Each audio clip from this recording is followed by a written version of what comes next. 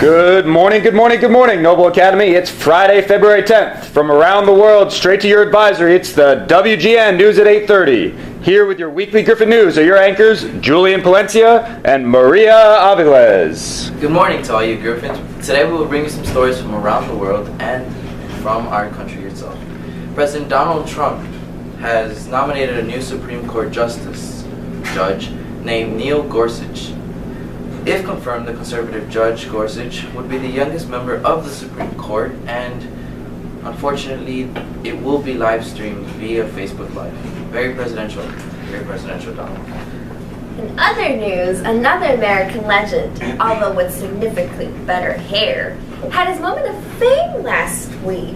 Punxsutawney Phil the Groundhog saw his shadow on Groundhog Day 2017, scientifically proving that we have 6 more weeks of winter this year. Now back to the president. The Donald has announced on January 27th with a travel and entrance ban would be implemented for all people from 7 majority Muslim countries. It was initially suspended last Friday and is now being ruled on by a group of judges from the U.S. Court of Appeals.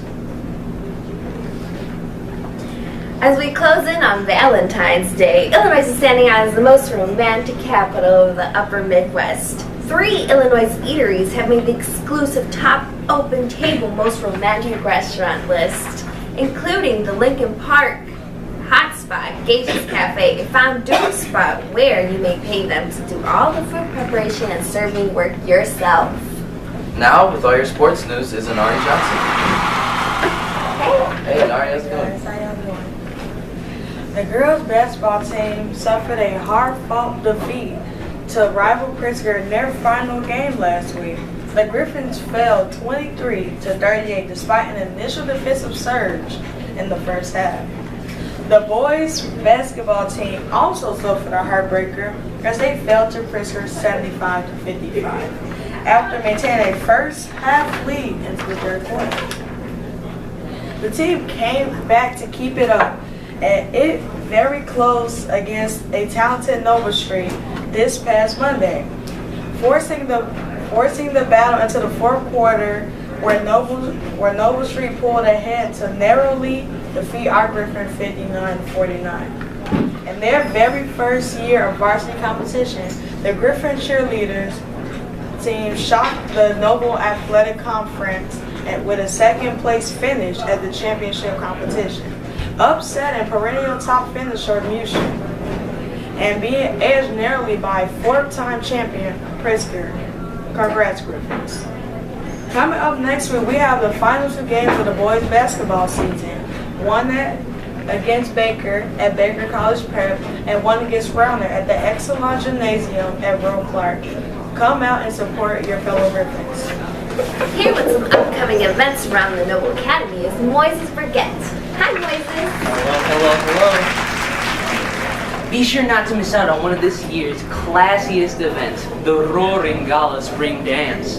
Dress up in all your fancy clothes and be sure to have some fun and dance on February 24th from 7 p.m. till 10 p.m. Tickets go on sale this Monday. We'd like to say a very special happy birthday to our teacher, Mr. Velgage. Looking pretty spry for 49, sir. Great job on the ACT and SAT test this past month, Noble Academy. We all crushed it.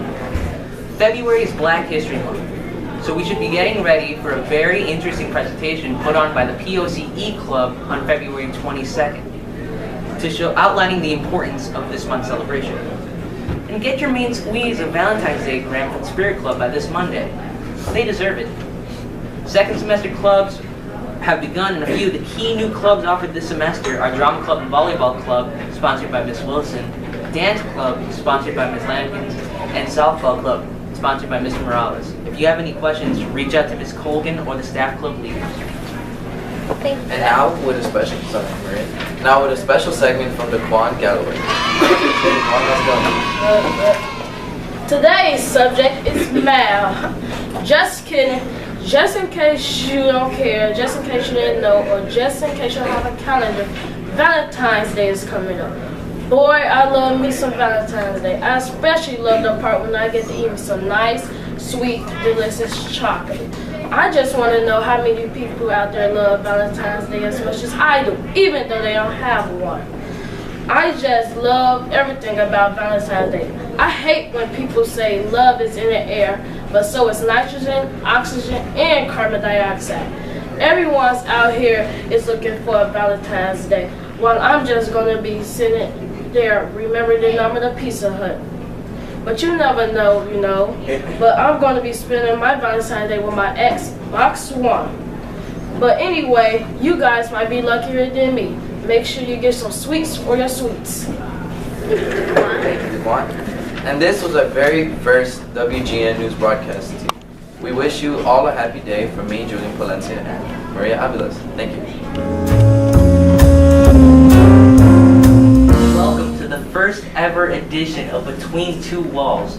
I'm your host, Moises Murrieta, with our special guest, Mr. Shaft. So, by starting off this interview, I just wanted to say, I'm very sorry for your loss of your beloved bicycle. But to be frank, you treated her like an object. Yeah, well, actually, my bike is back on the street through some miracles in technology and bicycle mechanics. They're able to actually save it. So I've been riding it every day this week.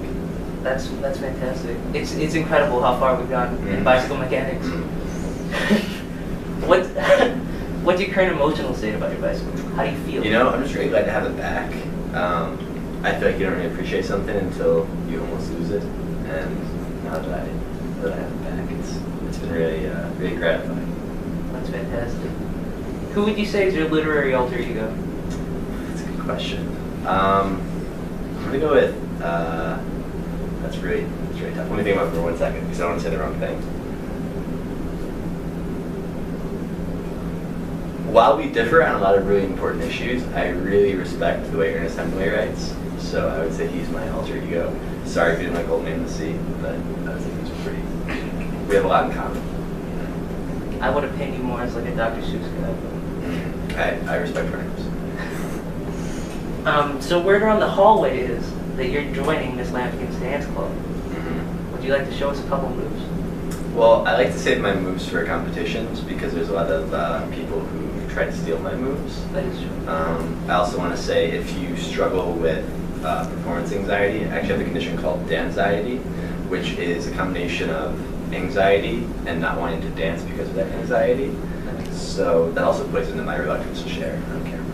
I am so happy that you brought light to this important issue. Right, a lot of people aren't aware that it's a problem. Yeah. And what emotionally vulnerable message do you have to the class of 2018?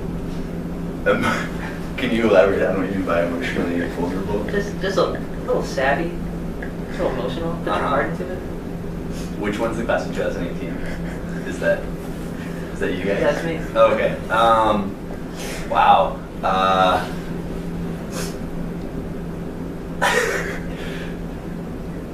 What message did you have for the class of 2018? Maybe I can build off of that. Yeah. Well, speaking as you or speaking as myself? Speaking as yourself. Speaking as Only I can myself speak being as myself. No, speaking as yourself being yourself.